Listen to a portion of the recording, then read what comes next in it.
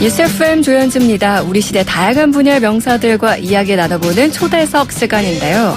나에게 주어진 길만 가기엔 인생이 너무 아깝다는 이 남자. 급기야 덜 추억의 나이 들고 싶어서 짧고 굵은 어른 방송을 시작했다고 합니다. 구독자 수 700명. 사실 채널을 오픈한 지는 꽤 됐는데요. 아직 갈 길이 먼 듯해 보이지만 일단 시작했다는 게 중요한 거죠. 덜 존중받고 더 존중받고 덜 외롭고 싶은 남자 윤용인 49금 윤용인 TV의 윤용인 유튜버와 함께합니다. 안녕하세요, 선생님. 예, 안녕하세요. 반갑습니다. 아니, 저희 YTN 라디오는 인연이 좀 있으세요, 그렇죠? 네, 당신이 전성기에서 제가 고정적으로 그 상담 코너를 맡아서 네. 청취자분들하고 만나왔었고요. 네. 그래서 그런 인연이 있어서 늘 뭐 친정 같은 느낌이 듭니다. 아니, 그때는 청취자분들의 사연을 통해서 상담을 해주셨는데 네. 이제 언제 스타가 돼서 다시 찾아주셨어요.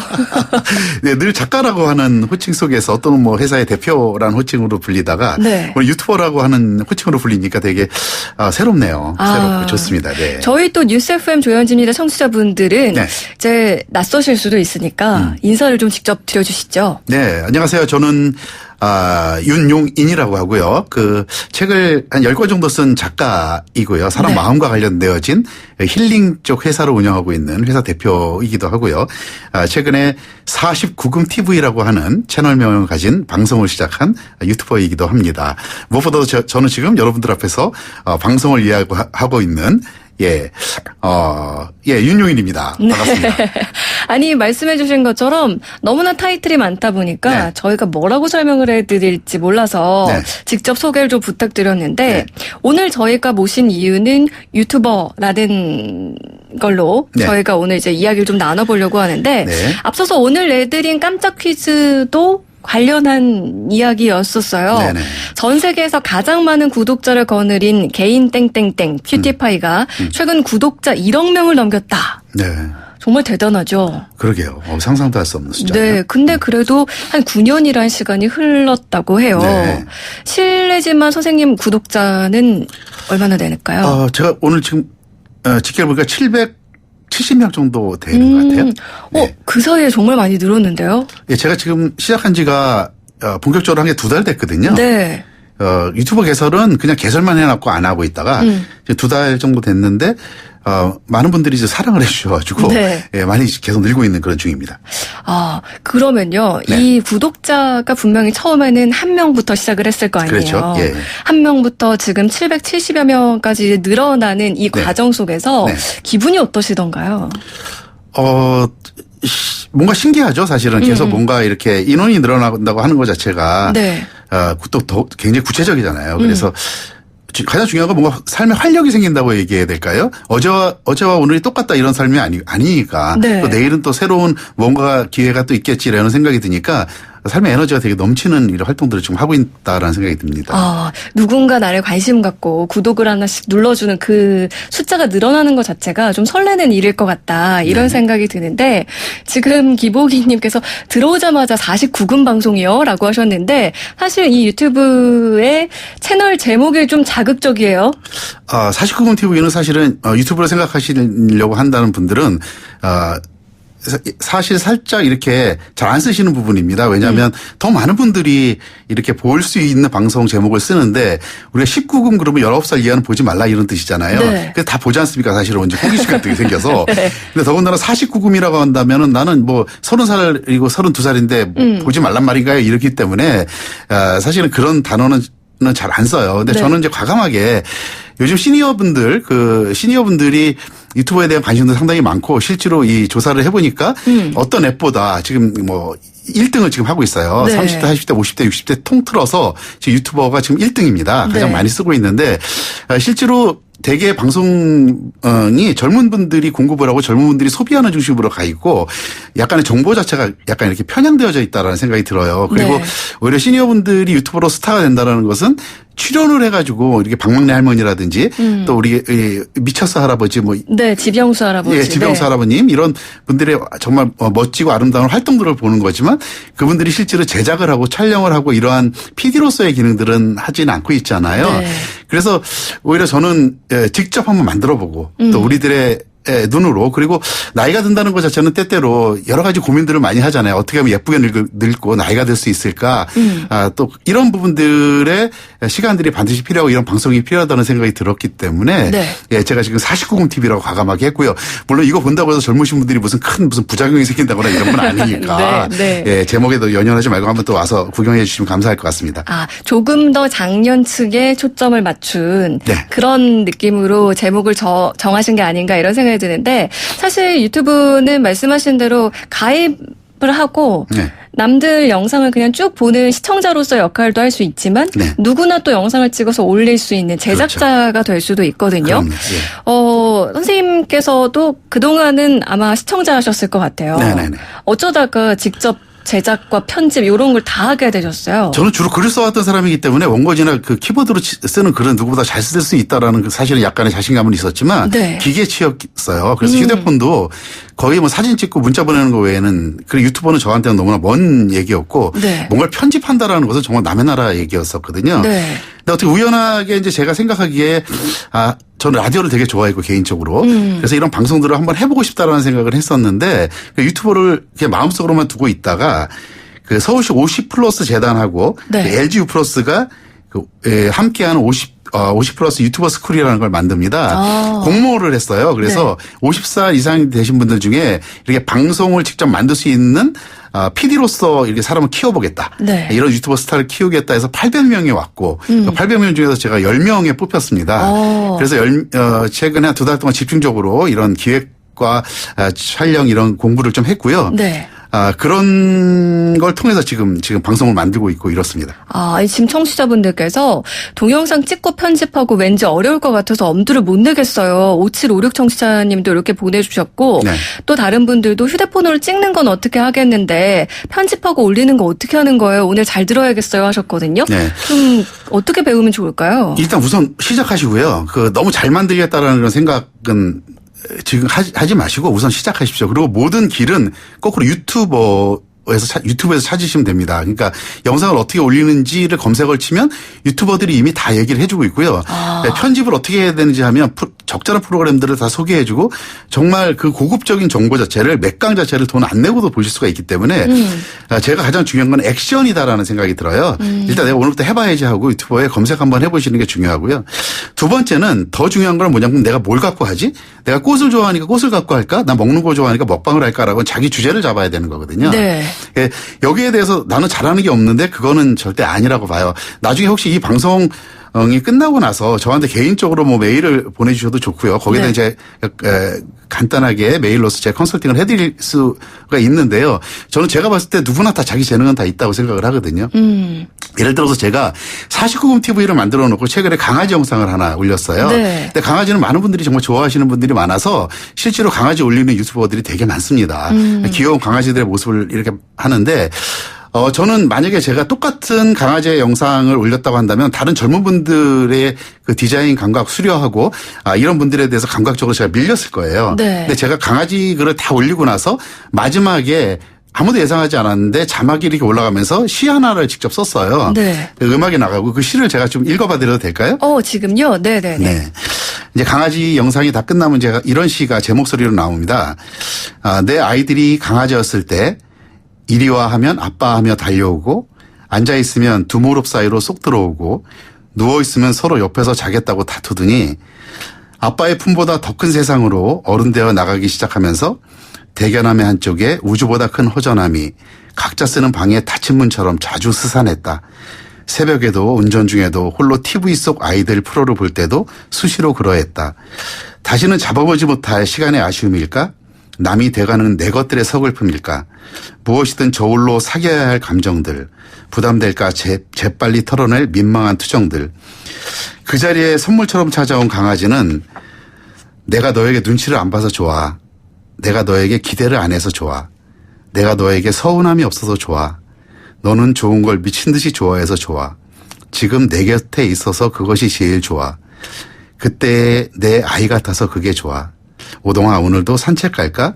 이런 이제 시가 올렸어요. 근데 저는 이제 제가 이 말씀을 왜 드리냐면 이거를 본 많은 분들이 이게 정말 내 얘기 같다라는 공감을 많이 표시해 주셨거든요. 저는 그리고 들으면서 이거는 49금 TV이기 때문에 전할 수 있는 메시지인 것 같다라는 생각도 좀 들었어요. 그렇죠. 왜냐하면 젊으신 분들은 젊으신 분들의 감성이 또 있고 조금의 삶을 또 살아오신 분들은 숙성되어진 자기의 또 이런 지혜와 또 관점이 있거든요. 네. 이런 방식의 차별화를 두면서 똑같이 강아지를 올리더라도 거기에 자기만의 것을 녹여내는 방식을 저는 누구나 다 할 수 있다고 생각을 해요. 어렵지 않게. 네. 그래서 제가 이제 한 예로서 이제 이런 걸 보내드렸고 이것을 보신 많은 분들이 정말 이건 우리 아빠의 얘기인 것 같다. 또는 내 얘기인 것 같다라는 또 이런 반응들을 보여주셔서 결국 이런 방식의 차별화 자체가 맞는 방식인 것 같다는 생각도 했었습니다. 지금 이 시 낭송을 들으시고 갑자기 부모님 보고 싶네요.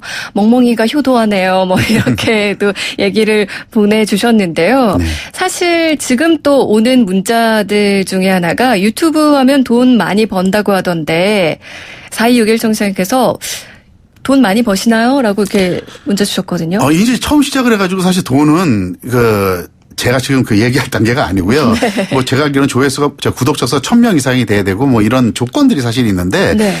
처음에 시작을 할 때는 그런 부분들의 생각을 하게 되면 이게 스트레스가 됩니다. 그래서 지금 어쩌면 내 삶의 흔적과 역사를 마치 일기를 쓰듯이 남긴다라는 그런 생각으로 조금 마음 편하게 이렇게 시작하시는 것도 아까 제가 말씀드린 것처럼 덜 어렵지 않고 네. 좀 활기찬 네. 삶을 이렇게 만들 수 있는 하나의 방법인 것 같아요. 그러니까요. 근데 사실 이제 언론에서는 뭐 6살짜리 유튜버가 강남에 뭐 몇십억짜리 빌딩을 샀다. 그리고 또 반대로 너도 나도 할 것 없이 유튜브에 뛰어드니까 유튜브 낭인이 발생했다. 뭐 이런 기사들이 속속들이 뜨고 있어요. 네.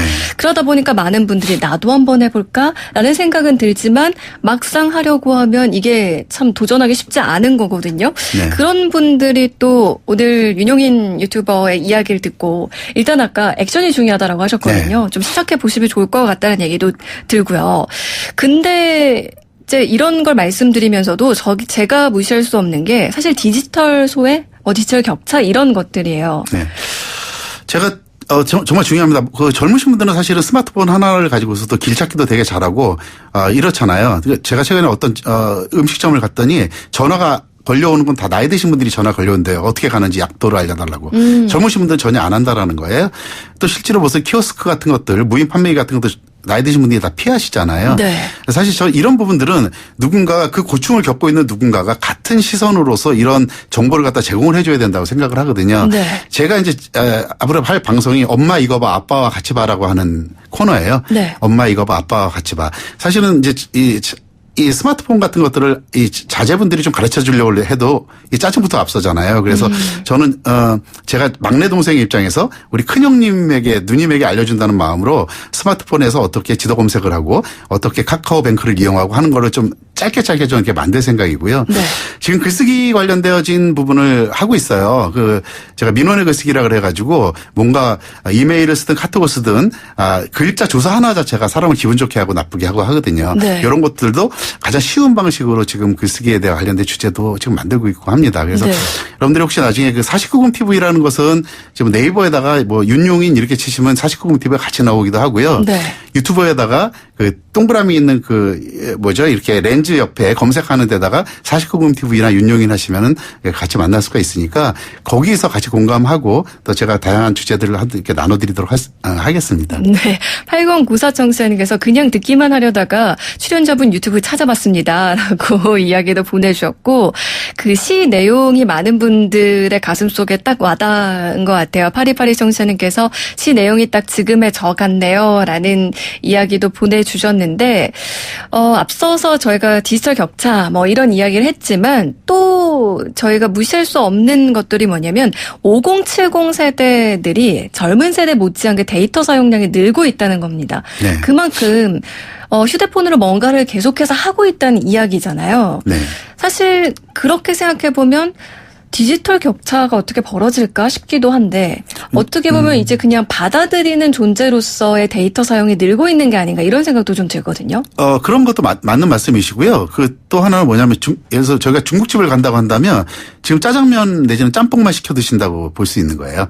이를테면 더 많은 분들의 선택권이 많습니다. 다양한 선택권이 있는데 지금 디지털 사용이 많이 늘면서 유튜버를 보시는 분들의 시니어층들은 거의 정치적인 어떤 부분에 들어가신 거나 또 실제로 뭔가 검색해서 가시기보다는 또 가시는 곳만 가시고 이런 부분들이 발생하거든요. 네. 이제 그건 그분들만의 문제가 아니라 어떻게 접근해야 되는지 실제 유튜브를 갖다가 스마트폰에서 어떻게 보는지도 친절하게 가르쳐 주지 못하고 있기 때문에 생기는 현상일 수도 있고 이게 와이파이와 데이터에 대한 이 부분의 구분 자체도 하기가 어려워서 제대로 잘 못 보시는 분도 되게 많아요. 네. 그래서 이렇게 조금 더 낮은 눈으로 우리 너무나 빨리 정보가 급변하고 시대가 빠르다 보니 여기에 대해서 정보 격차를 따라가지 못하신 분들은 계속 소외되는 거거든요. 네. 그러니까 누군가는 조금 더 느린 속도로 공급해주는 누군가는 조금 더 낮은 눈에서 이런 공급들을 좀 맞춰나가는 노력들이 많이 필요하지 않을까 이런 생각을 합니다. 네. 앞서서 뭐 글쓰기 강좌도 하고 있다라고 얘기를 해주셨는데 네. 사실 지금 유튜브 시대라고 하고 누구나 이 동영상으로 이제 소통하는 그런 시대라고는 하지만 여전히 문화센터 글쓰기 교실이 좀 북적인다고 해요.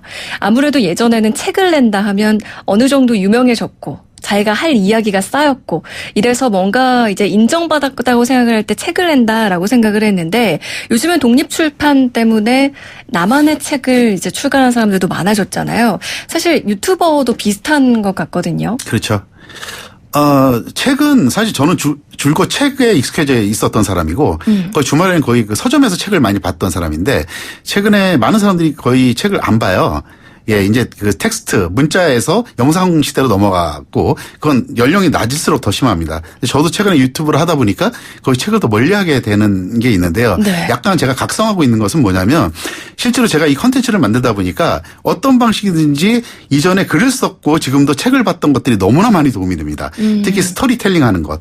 이 모든 기획 자체는 그냥 제가 찍었다고 올리는 것이 아니라 편집이 들어가잖아요. 네. 그러면 내가 어떻게 메시지를 어떻게 구성을 할 것인가, 뒤에 찍은 걸 앞으로 어떻게 배치하고 어디에 중요한 메시지를 넣을 것인가라고 하는 부분 자체는 모두가 사실은 저는 책의 힘 내지는 글의 힘에서 저는 왔다고 보거든요.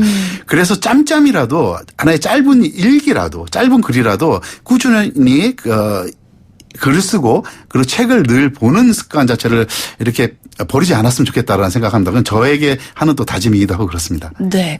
지금 선생님께서 말씀해 주신 얘기를 좀 종합을 해보면 이제 유튜브를 제작하는 스킬면에 있어서는 유튜브를 통해서 오히려 동영상으로 또다시 우리가 처음부터 배울 수가 있고 그다음에 두 번째 콘텐츠 면에 있어서는 책을 많이 읽고 글을 조금이라도 써보고 하면서 우리가 우리 눈높이에서 할 수 있는 것들부터 콘텐츠로 채워가면 된다라는 말씀일 것 같은데요. 지금 이렇게 한번 해볼까? 혹은 또 지금 이미 시작하셔서 앞으로 더 나은 유튜버가 되기 위해서 노력하시는 분들을 위해서 혹시 해주고 싶은 말도 있으신가요?